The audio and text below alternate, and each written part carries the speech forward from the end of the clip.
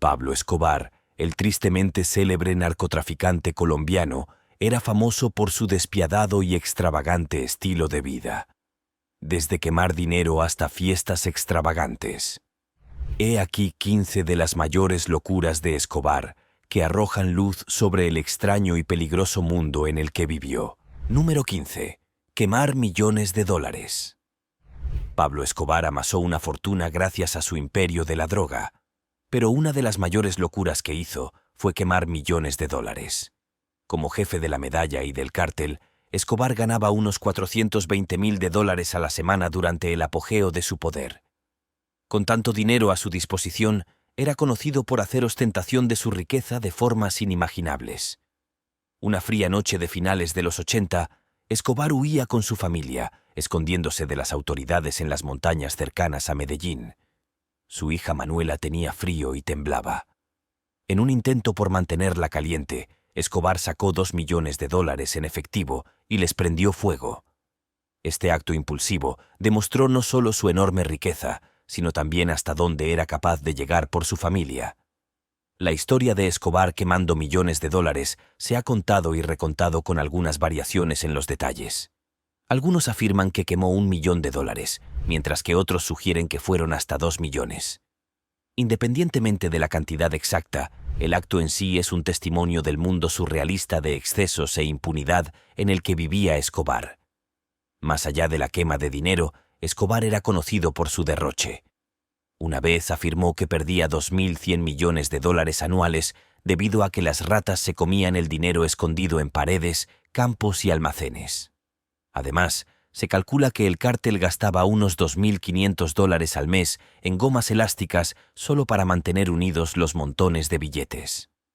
A pesar de las ostentosas muestras de riqueza, el dinero de Escobar no podía protegerle de las consecuencias de sus actos. Su brutal reinado acabó por atraparle, llevándole a un violento final. La historia de Pablo Escobar quemando millones de dólares sirve como ejemplo del temerario e increíble mundo del narcotráfico. Un mundo en el que el dinero era tan abundante que podía utilizarse como leña para un incendio. Antes de continuar, pulsa el botón de suscripción para que no te pierdas ningún video nuevo. Número 14. Construir un zoo privado. Pablo Escobar no solo estaba interesado en construir un imperio en el tráfico de drogas, sino también en crear un zoo privado. Era conocido por su fascinación por los animales exóticos y quería crear una colección que rivalizara con cualquier otra del mundo.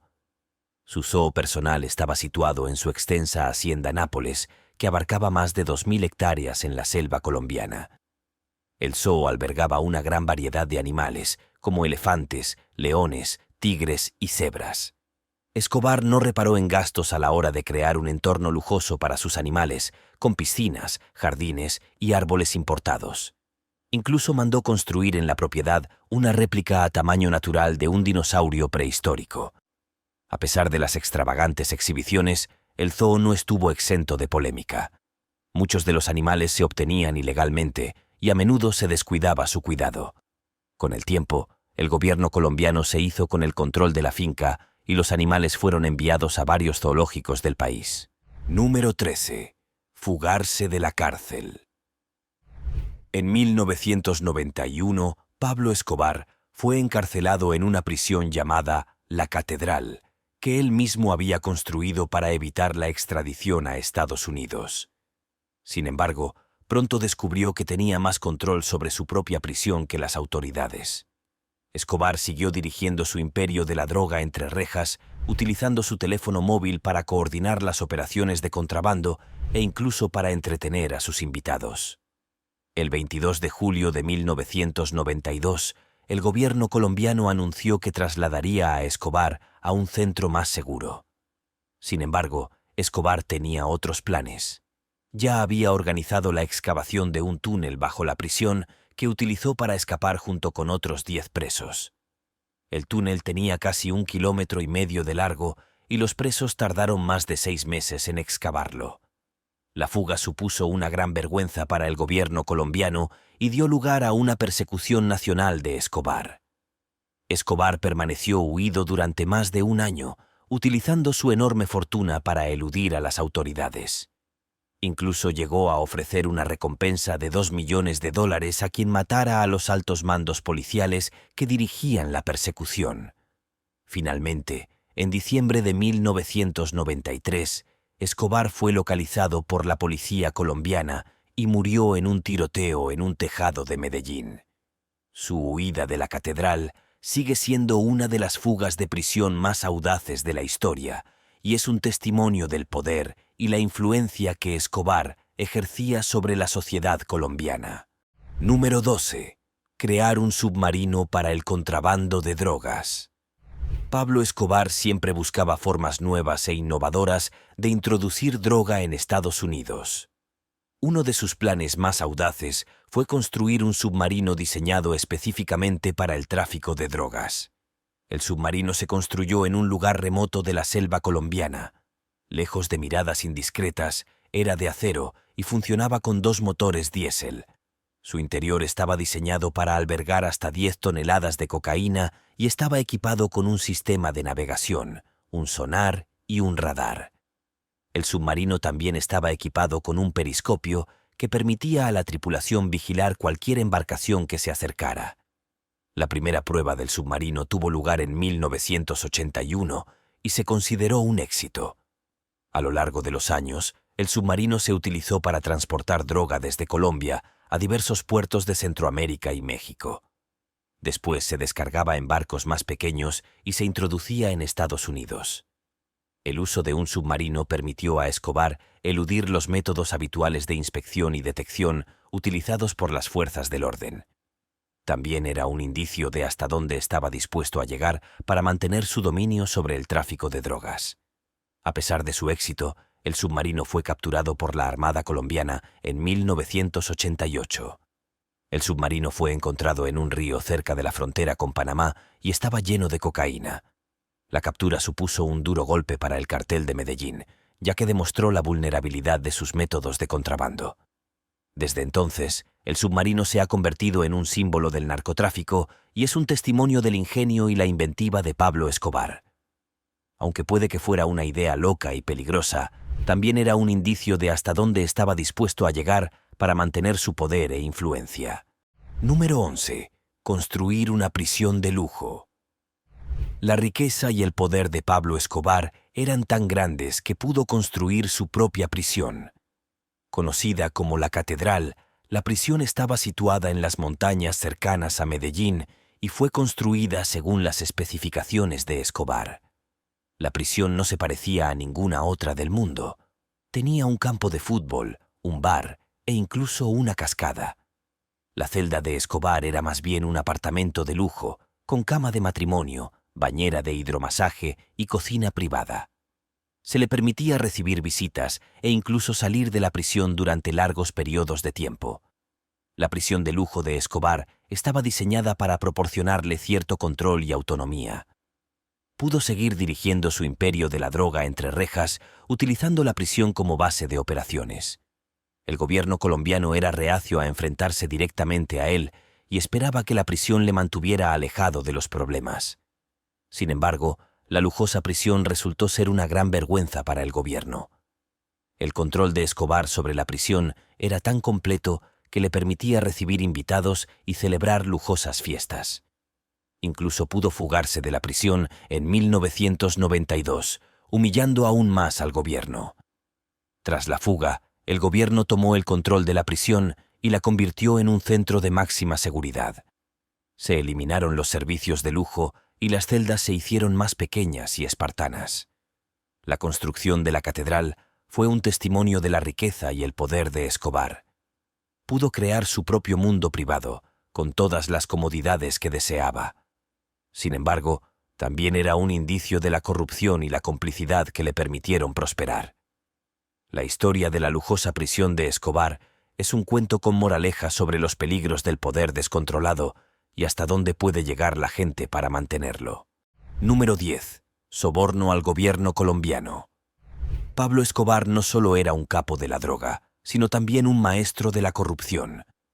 Era conocido por sobornar a funcionarios y políticos colombianos, incluidos jueces, policías y congresistas. Utilizaba su enorme fortuna para comprar a quienes se interponían en su camino y asegurarse la impunidad de sus operaciones.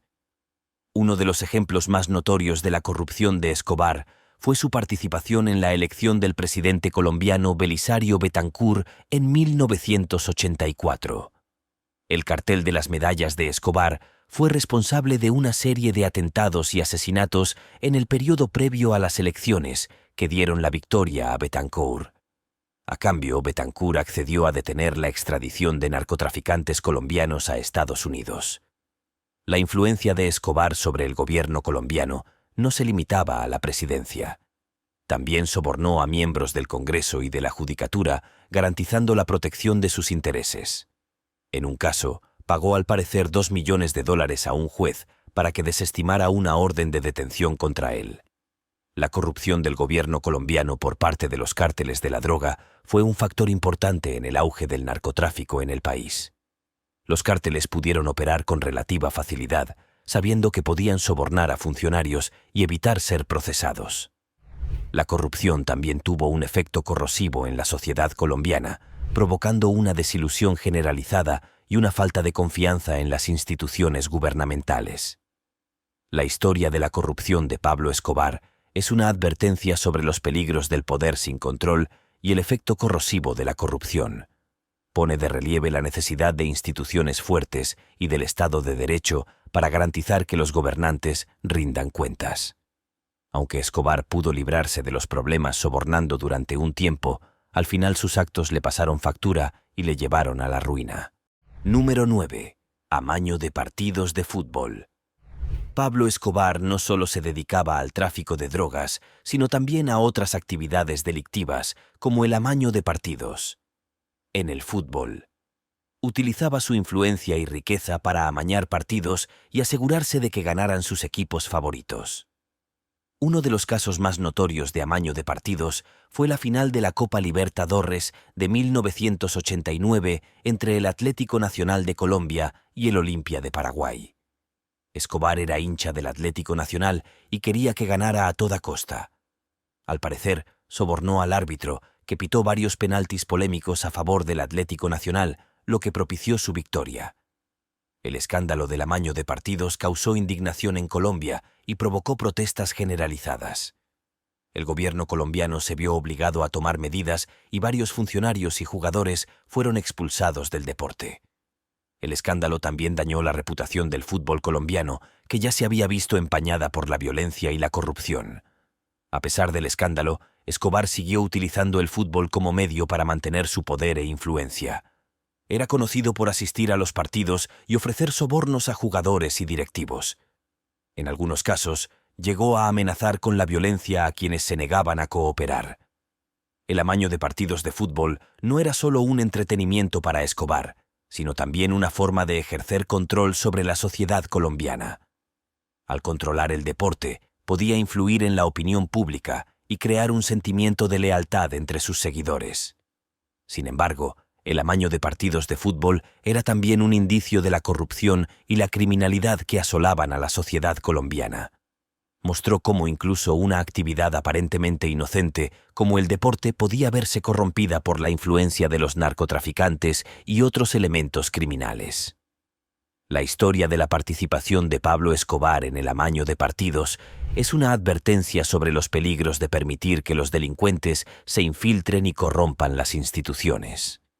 Pone de relieve la necesidad de instituciones fuertes y del Estado de Derecho para garantizar la protección de los intereses de los ciudadanos.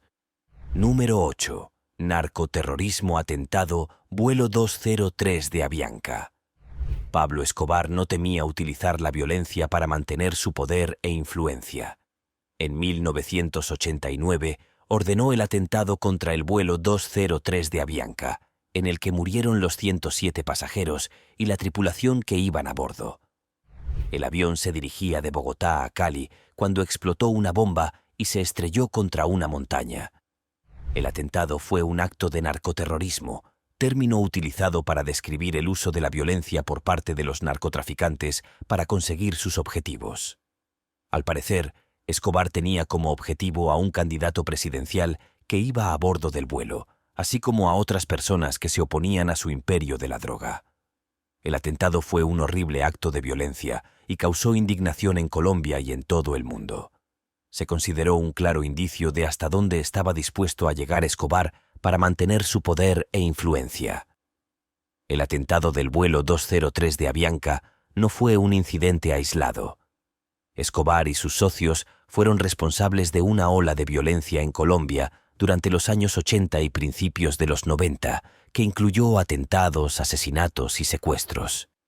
El legado del atentado sigue sintiéndose hoy en Colombia y nos recuerda los peligros de permitir que elementos criminales utilicen la violencia para conseguir sus objetivos. Es un recordatorio de la necesidad de instituciones fuertes y del Estado de Derecho para garantizar que los que están en el poder rindan cuentas. Número 7. Regalar casas. Pablo Escobar era conocido por su generosidad con los pobres y marginados de Colombia. Una de las cosas más extrañas y generosas que hizo fue regalar casas a los necesitados. Escobar pudo financiar la construcción de cientos de casas en barrios pobres de Medellín, que regaló a familias que luchaban por llegar a fin de mes. También les proporcionó servicios básicos como electricidad, agua y alcantarillado. Para Escobar, las casas gratis eran una forma de comprar la lealtad de los pobres y marginados de la sociedad colombiana. Al proporcionarles artículos de primera necesidad, conseguía crear un sentimiento de endeudamiento entre los beneficiarios. Sin embargo, las casas gratis también eran un indicio de la desigualdad y la pobreza que existían en Colombia en aquella época. Escobar fue capaz de utilizar su enorme riqueza para hacer frente a un problema que el gobierno no podía o no quería resolver. La historia de las casas libres de Escobar es un recordatorio del complejo legado del capo de la droga. Aunque fue responsable de una violencia y un sufrimiento incalculables en Colombia, también supo utilizar su poder e influencia para hacer el bien. Las casas gratis son un símbolo tanto de su generosidad como de su manipulación de los necesitados. Número 6. Coches de carreras en circuito privado. Pablo Escobar era conocido por su amor al lujo y la extravagancia, y uno de sus pasatiempos favoritos eran las carreras de coches en circuito privado. Tenía una colección de coches exóticos, como Ferraris, Lamborghinis y Porsches, con los que competía contra sus amigos y socios. La pista privada estaba situada en su finca, Hacienda Nápoles, y estaba diseñada para albergar carreras de alta velocidad. La pista estaba rodeada de exuberantes jardines y palmeras, y los coches corrían por las curvas y rectas a velocidades de vértigo.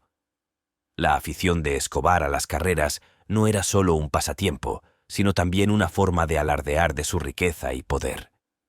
Era un indicio del exceso y la extravagancia que podía permitirse, incluso cuando dirigía un vasto imperio criminal. La pista de carreras privada es ahora una atracción turística, y los visitantes pueden pasear por ella y ver los coches que en su día condujo el célebre narcotraficante. Número 5. Enterrar el dinero. Pablo Escobar era conocido por su enorme riqueza, pero también por su paranoia. Le preocupaba constantemente la seguridad de su dinero y la amenaza de confiscación por parte de las autoridades. Una de las formas en que Escobar protegía su dinero era enterrándolo. Escondía grandes cantidades de dinero en efectivo en lugares secretos de sus propiedades, utilizando su amplia red de asociados para seguir la pista del tesoro enterrado. La práctica de enterrar el dinero no era solo una forma de protegerlo de las autoridades, sino también de mantenerlo fuera del alcance de los cárteles de la droga rivales. Escobar siempre estaba preocupado por la amenaza de la violencia de sus enemigos, y enterrar su dinero se consideraba una forma de protegerse a sí mismo y a su riqueza. A pesar de las precauciones que Escobar tomaba, gran parte de su riqueza acabó siendo confiscada por las autoridades. El tesoro enterrado a menudo se olvidaba o se perdía, y muchos de los lugares en los que se hallaba siguen siendo desconocidos hoy en día. La historia del tesoro enterrado de Escobar nos recuerda hasta dónde puede llegar la gente para proteger su riqueza y su poder. También es un recordatorio de la naturaleza destructiva del tráfico de drogas, que puede conducir a la violencia, la corrupción y la paranoia. Número 4. Contrabando de cocaína en neumáticos de avión. Pablo Escobar siempre buscaba formas nuevas e innovadoras de introducir drogas en Estados Unidos. Uno de sus planes más audaces consistía en introducir cocaína en neumáticos de avión. El plan consistía en desmontar los neumáticos de los aviones, llenarlos de cocaína y volverlos a sellar. Los neumáticos llenos de cocaína se enviaban a Estados Unidos, donde se desmontaban y se extraía la droga. El uso de neumáticos de avión era una forma inteligente de evitar ser detectados por las fuerzas de seguridad. Los neumáticos eran una parte integral del avión y no estaban sujetos al mismo nivel de escrutinio que otras partes de la aeronave. El plan de contrabando tuvo éxito durante un tiempo, pero finalmente fue descubierto por las fuerzas del orden. En 1987, la DEA incautó en el Aeropuerto Internacional de Miami un cargamento de neumáticos rellenos de cocaína.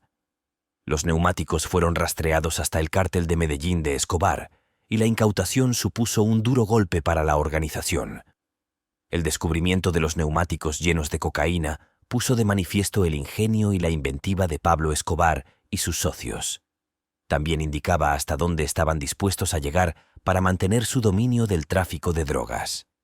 El uso de neumáticos de avión para el contrabando de cocaína es solo un ejemplo de los muchos planes creativos y audaces que emplearon los narcotraficantes en las décadas de 1980 y 1990. Es un recordatorio de la naturaleza destructiva del narcotráfico y de hasta dónde puede llegar la gente para mantener su poder e influencia. Hoy en día, el contrabando de drogas sigue siendo un grave problema, y los organismos encargados de la aplicación de la ley de todo el mundo trabajan constantemente para desarrollar nuevos métodos de detección y prevención. La historia de las ruedas de avión llenas de cocaína de Escobar sirve para recordar la lucha permanente contra el narcotráfico y la necesidad de mantener la vigilancia y la cooperación entre los organismos encargados de la aplicación de la ley. Número 3. El asesinato de Rodrigo Lara Bonilla. Rodrigo Lara Bonilla fue un político y abogado colombiano conocido por su oposición al narcotráfico. Fue nombrado ministro de Justicia por el presidente Belisario Betancur en 1983 y rápidamente se convirtió en objetivo de los narcotraficantes. Lara fue un feroz crítico de Pablo Escobar y su cartel de Medellín, y estaba decidido a llevar al narcotraficante ante la justicia. Ordenó la extradición de varios narcotraficantes colombianos a Estados Unidos, lo que provocó una oleada de violencia y represalias por parte de los cárteles. El 30 de abril de 1984, Laura fue asesinado en Bogotá por sicarios que trabajaban para el cartel de Medellín. Le dispararon varias veces cuando se dirigía al trabajo y murió en el acto. El asesinato de Lara supuso una gran conmoción para el gobierno y la sociedad colombianos. Fue un claro indicio del poder y la influencia de los cárteles de la droga y de su voluntad de utilizar la violencia para conseguir sus objetivos. El asesinato también tuvo un profundo impacto en el enfoque del gobierno colombiano sobre el tráfico de drogas. Condujo a un periodo de mayor violencia e inestabilidad, ya que el gobierno y los cárteles se enzarzaron en una guerra brutal. El legado de Rodrigo Lara Bonilla sigue sintiéndose hoy en Colombia. Se le recuerda como un político valiente y con principios que se enfrentó a los cárteles de la droga, incluso corriendo un gran riesgo personal. Su asesinato es un recordatorio de los peligros de permitir que elementos criminales se infiltren y corrompan las instituciones gubernamentales. La historia del asesinato de Lara es también un recordatorio de la actual lucha contra el narcotráfico y de la necesidad de instituciones fuertes y de un Estado de Derecho que garantice que los gobernantes rindan cuentas. Es un recordatorio de la importancia de plantar cara a la corrupción y la delincuencia, incluso frente a la violencia y la intimidación. Número 2. El asedio al Palacio de Justicia. El 6 de noviembre de 1985, un grupo de guerrilleros armados pertenecientes al grupo M-19 asaltó el Palacio de Justicia de Bogotá, Colombia. El grupo pretendía llamar la atención sobre su causa y exigir al gobierno colombiano la liberación de los presos políticos. El Palacio de Justicia era la sede del Tribunal Supremo de Colombia, y el asedio se convirtió rápidamente en un violento enfrentamiento. Los guerrilleros tomaron decenas de rehenes, entre ellos jueces, abogados y otro personal del tribunal. El asedio duró 2 días, durante los cuales el ejército colombiano lanzó un fallido intento de rescate. Los militares utilizaron armas pesadas y explosivos para intentar desalojar a los guerrilleros, lo que provocó un gran número de bajas y la destrucción generalizada del edificio. Al final, se puso fin al asedio mediante una combinación de fuerza militar y negociaciones. Los guerrilleros fueron derrotados, pero a un alto coste. Más de 100 personas murieron en el asedio, entre ellas la mayoría de los rehenes y 11 magistrados del Tribunal Supremo. El asedio al Palacio de Justicia fue un acontecimiento traumático e impactante para Colombia.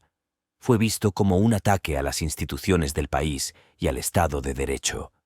La violencia y la destrucción causadas por el asedio fueron un indicio de hasta qué punto la violencia y la inestabilidad se habían apoderado del país.